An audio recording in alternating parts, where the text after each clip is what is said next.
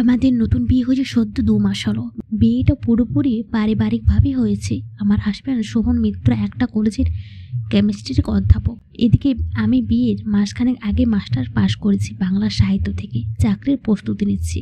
আমাদের পুরোপুরি পরিবারভাবেই দেখাশোনা করে বিয়ে হয়েছে।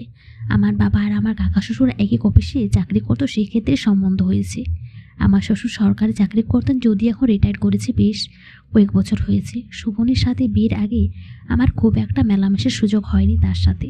বিয়ের পরও সখ্যতা তৈরি হতে শুরু করেছে মাত্র। ইয়াদিন আমার চাকরির পড়াশোনার জন্য বাইরে যাওয়া হয় না, সারাদিন বাড়িতে কাটে। অন্যদিকে শোভনও কলেজে স্টুডেন্ট নিয়ে ব্যস্ত থাকে। আমার এই পরিবার সবচেয়ে বেশি ভালোবাসা পায় আমার বাবা মায়, শ্বশুর শাশুড়ি থেকে।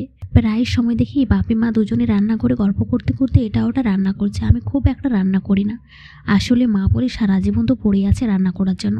আপাতত তুমি একটু দেখে শিখে নাও, পরে তো তোমাকে দায়িত্ব নিতে হবে। তোমার শ্বশুর শোভনেরা দুজনে খেতে ভালোবাসে, তাই তোমাকেও হয়তো আমার মতো বিভিন্ন রান্না শিখে নিতে হবে। আমার বাবা বেশ মজার মানুষ। মা, শাশুড়ি, জানো তো তোরই, তোমার শ্বশুর অনেক ভালো মানুষ, অনেক রোমান্টিক মানুষ, কিন্তু আমাদের ছেলেটা বাবার ধাপ একদম পায়নি, একদম বাবার মতো বউ পাগল হয়নি। তবে যাই হোক, হাল কিন্তু তোমাকে ধরতেই হবে। নিজের স্বামী থেকে কিভাবে ভালোবাসা আদায় করতে হবে সেটা শিখে নিতে হবে। তবে আমি তোমাকে একটা টিপস দিতে পারি, যে ছেলে মানুষ হলো ভোজন রসিক। অধিকাংশ ছেলের বউয়ের হাতে দারুণ দারুণ রান্না করে খেলে তাদের মন গলে যায়। বাসায় সবসময় সেজেগুজে থাকতে হবে। ও আসার আগে একটু চুল খোলা রাখবে, খোলা চুল মেয়েদের বেশি সুন্দর লাগে। মা যখন আমাকে এইসব টিপস দিচ্ছে, মনে মনে ভাবতেছি, সব শাশুড়ি যদি এমন ফ্রেন্ডলি হতো, কিন্তু তা তো হয় না, তাই না বলুন? আজ বিয়ের পর প্রথম ভ্যালেন্টাইন্স, যদিও এইসব নিয়ে শোভনের তেমন চিন্তা নেই। কলেজ যাওয়ার সময় অবধি সবটা স্বাভাবিক ছিল, সে বিষও করেনি। মনে হয় না এসব ডেটে তার কোনো সাড়া আছে। সন্ধ্যায় জলখাবারের জন্য চা আর পাঁপড় ভেজেছি। আমি আর মা ড্রয়িং রুমে বসে টুকটাক গল্প করতে করতে পাঁপড় আর চা খাচ্ছিলাম। এমন সময় বাবার হাতে দেখলাম অনেকগুলো লাল গোলাপ আর দুটো প্যাকেট।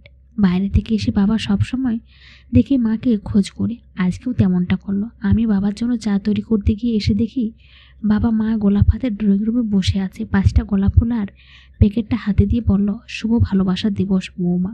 আমি তো পুরো মেরে গেলাম। শ্বশুর শাশুড়ি কখনো ভালোবাসা দিবসে ছেলের বুকে গোলাপ আর গিফট দেয়?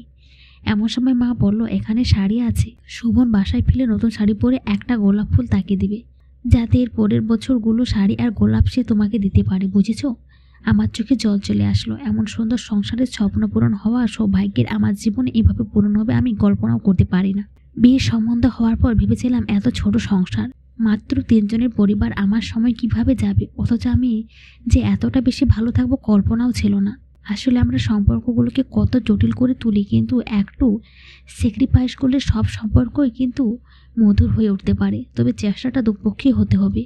গল্পটা ভালো লাগলে অবশ্যই কমেন্ট করে জানাবেন।